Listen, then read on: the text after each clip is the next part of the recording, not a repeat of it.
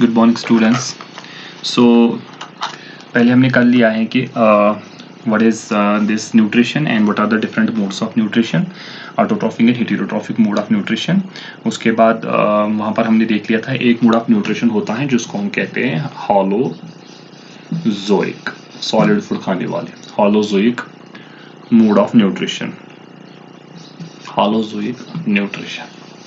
तो इस हॉलोजोइक न्यूट्रिशन को हमें एक्सप्लेन करना है इन ह्यूमन बींग्स। ठीक है, तो holozoic mode of nutrition involves the following steps. इसमें बहुत सारे स्टेप्स आ जाते हैं, तो इसमें क्या क्या स्टेप आता है वो हम देखेंगे पहले, बाद में एक एक को लेके हम डिस्क्राइब करेंगे। सबसे पहला जो स्टेप आता है इसमें ingestion, second step is digestion, digestion के बाद आएगा एब्जॉर्बिशन, and then there is assimilation, and fifth one is egestion. These 5 steps we have to describe, we have to understand. We will take them one by one. हमें उसको एक एक करके अब explain करेंगे किस तरह से egestion होता है और किस तरह से digestion, absorption, assimilation and digestion in human beings अभी हम डिस्क्राइब करने वाले हैं वो। ठीक है, तो ये जो हॉलोजोइक मोड ऑफ न्यूट्रिशन ये आपको 11th में पढ़ना है और 10th में पढ़ना, इसलिए मैं कंबाइंड वीडियो बनाऊंगा 11th एंड 10th के लिए। ठीक है, तो सबसे पहले हम पहला स्टेप ले लेंगे। What is the first step? That is the ingestion. Ingestion simply means taking a food or putting the food into mouth. How you put food into the mouth? We have different appendages for putting the food into the mouth, just like we have hands. जो lower organs है, they are having pseudopodia through which they engulf the food. ठीक है, it is simply taking या intaking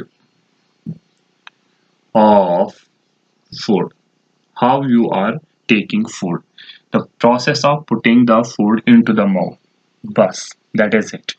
ठीक है, इसमें कोई mechanism नहीं लगता है, सिर्फ कुछ अपेंडेज लगते हैं, जैसे कि we have hands for putting the food in the mouth, microorganism है pseudopodia for engulfing the food particle, और कोई मैकेनिज्म इसमें नहीं है। That means how the process of putting the food into the mouth, ये भी लिख सकते हो, putting food into mouth, this is ingestion, simple. Food को उठा के मुंह में डालना, this is the process of ingestion. Now the next step इसमें जो अगर हम देखेंगे, second is the digestion. This we have to describe thoroughly. ठीक है, digestion you have also already read in previous classes that it's the process of breaking the complex molecules into simple ones. Because if we get a pineapple from market, we cannot assimilate or absorb that pineapple. We cannot have that pineapple as such. First of all, we make the slices. Why? Because our digestive system is not so adapted to have that pineapple as a whole. So first of all, we make the slices, then we take the slices one by one. So that means we are changing the complex into the simpler one. The pineapple was complex one, we made it simple by making slices of pineapple. ठीक है, similar is the process of digestion. The food we take is complex. We cannot absorb that food, we cannot assimilate that food as such. First of all, we need to break that complex food into the simpler. That is what we do in the process of digestion. So digestion is breaking complex food molecules into simple. For example, lactose is a food molecule. What is this? It is a sugar. Yeah, simple. You can say it's a milk sugar because it's present in milk.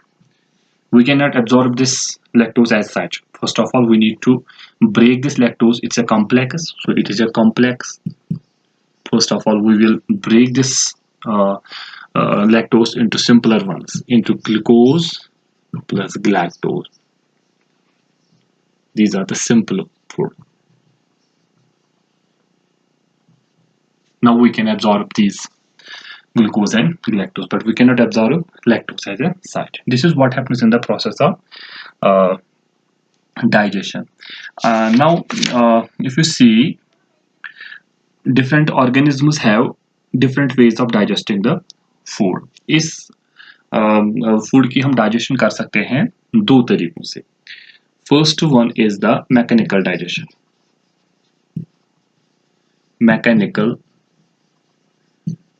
digestion, or second way of digesting it is chemical digestion.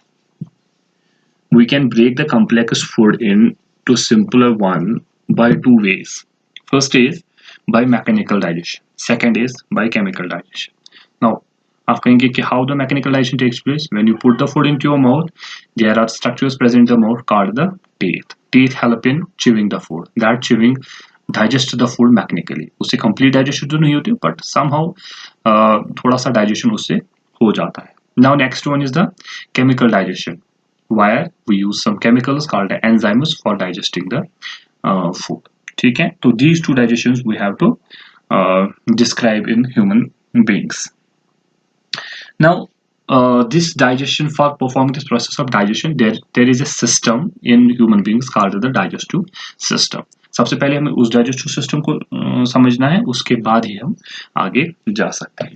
तो वही पे हम देखेंगे कि chemical digestion किसकी वजह से होती है और मैकेनिकल डाइजेशन किस वजह से होती है. तो first is the digestive system in human beings. Digestive system in human beings is divided into two parts. First, alimentary canal, and second one, digestive glands. First of all, you should have the space through which the food will move. ठीक है, and then you should have the tissues which can release some chemicals. ठीक है, तो alimentary canal क्या है? It's a tube. Alimentary canal is a long tube, muscular with muscular walls. इसमें glandular epithelium लगा रहता है और इसका diameter different होता है, different जगह पे different होता है. ठीक है, और इसके different parts फिर होते हैं. long tube या इस तरह से long muscular tube varying diameter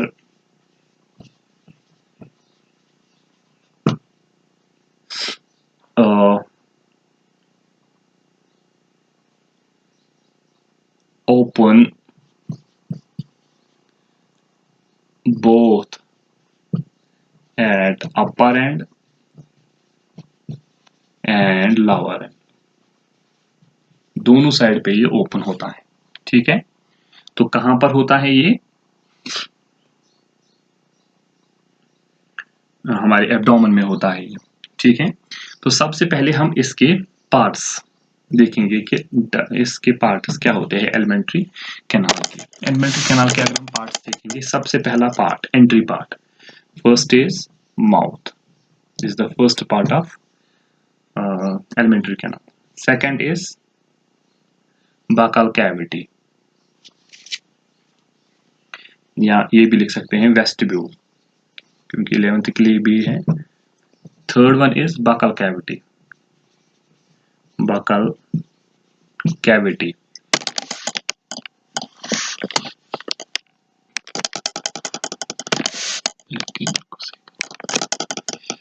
fourth is buccal cavity पे बाद क्या होता है? Pharynx. Fifth is oesophagus. Sixth is stomach.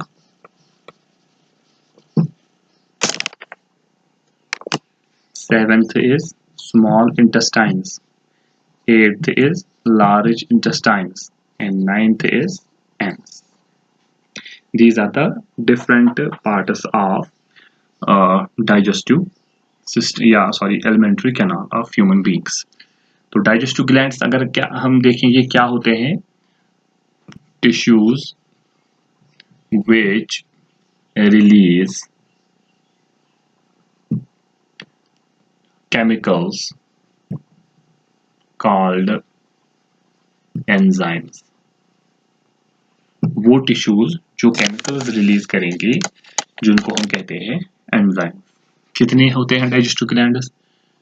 Mouth से स्टार्ट करते हैं. सबसे पहला सेलिवरी ग्लैंड्स, 3 पेयर्स होते हैं, देखेंगे बाद में. सेकंड गैस्ट्रिक ग्लैंड्स, ये गट के अंदर होते हैं. थर्ड इंटेस्टाइनल ग्लैंड्स, इंटेस्टाइन्स में होते हैं. फोर्थ लिवर, गट के बाहर होता है. फिफ्थ पैनक्रियाज, ये कहां पर होता है? गट के बाहर, स्टमक के नीचे.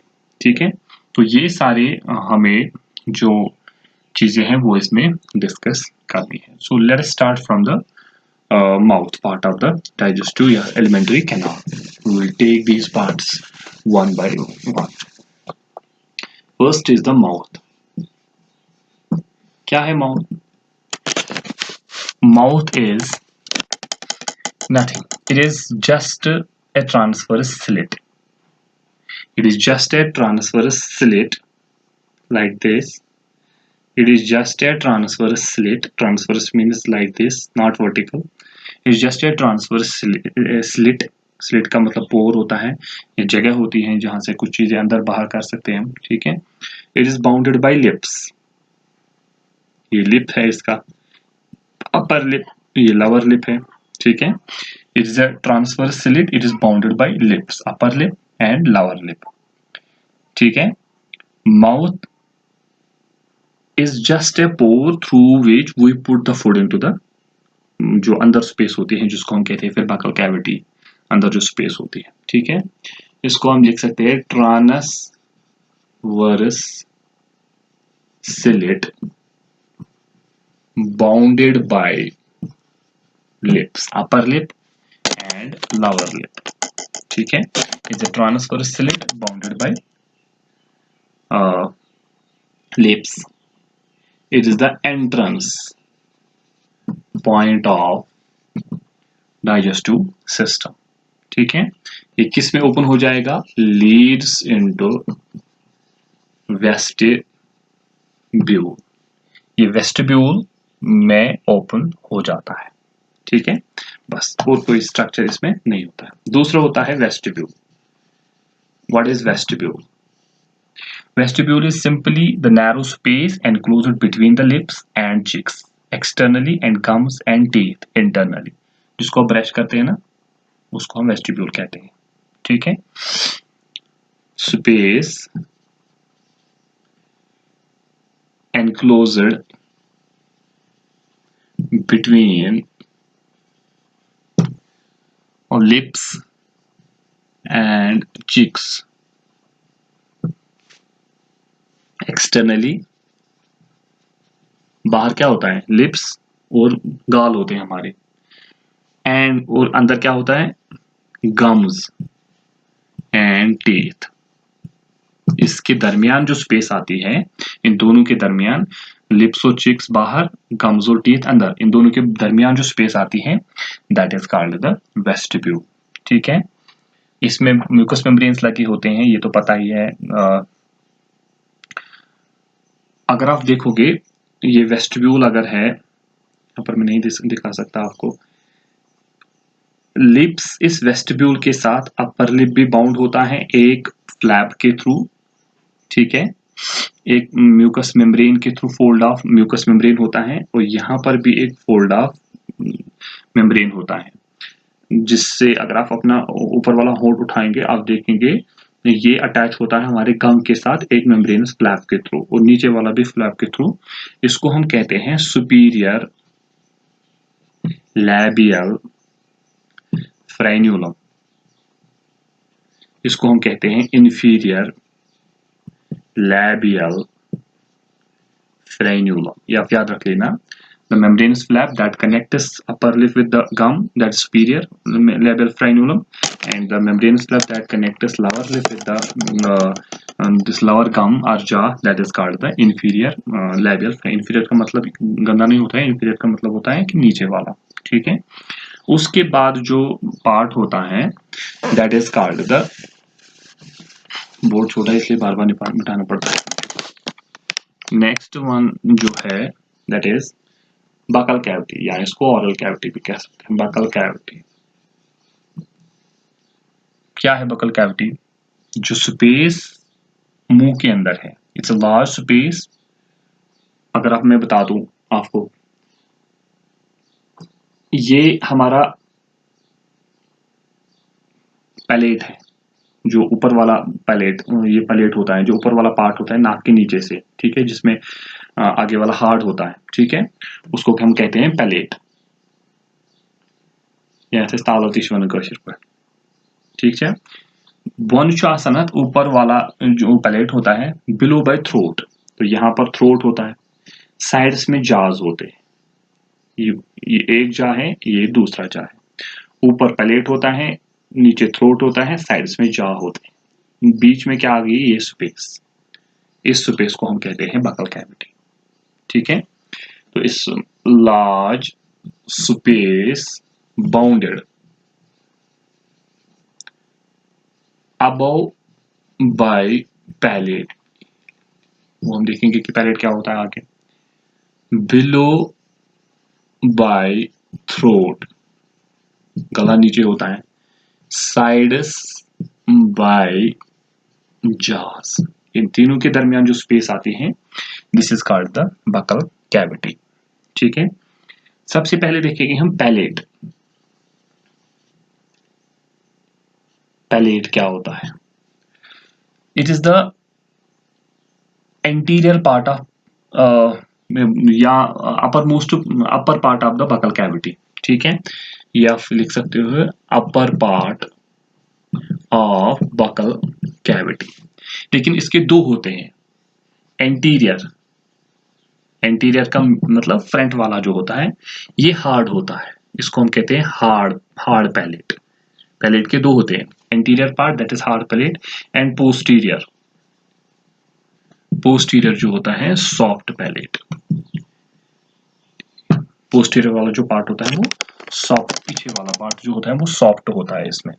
अगर आप देखेंगे ये एंटीरियर पार्ट हार्ड क्यों होता है? It is having bone inside, bone inside. Anterior part hard इसलिए होता है क्योंकि इसके अंदर बोन होती है।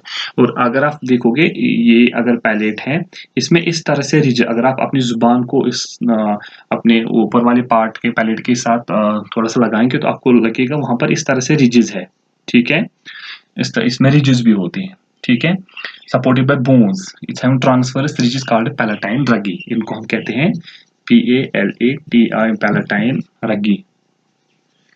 रगी क्यों होता है? देखो, अगर ये स्मूथ होता, जैसे आप फूड अपने मुंह में डाल देते तो वो अपने आप नीचे चला जाता है, तो इसकी वजह से वो रुक जाता है वहां पर, ताकि आप उसको प्रॉपरली वहां च्यू कर सकते, प्रॉपरली डाइजेस्ट कर सके, ठीक है। Help that means it helps in keeping food in place during mastication, ये इनका क्या काम है? Help in keeping food in place during mastication, चबाना। जब आप मैस्टिकेशन करते हो उस दौरान ये फूड को अपनी जगह पर रख लेते हैं, वरना वो डायरेक्टली नीचे चला जाएगा, ठीक है। तो ये है हार्ड पैलेट। दूसरा होता है, इसमें आप ये लिख सकते हो, इसमें क्या होते हैं? पैलेटाइन रगी, उसका मैंने बताया कि वो फूड को जगह पर रखने का काम। दूसरा होता है सॉफ्ट पैलेट, ये पोस्टीरियर पार्ट होता है, ठीक है। पोस्टीरियर पार्ट ऑफ सॉफ्ट और फ्लैशी होते हैं और हैंगिंग होता है, ठीक है।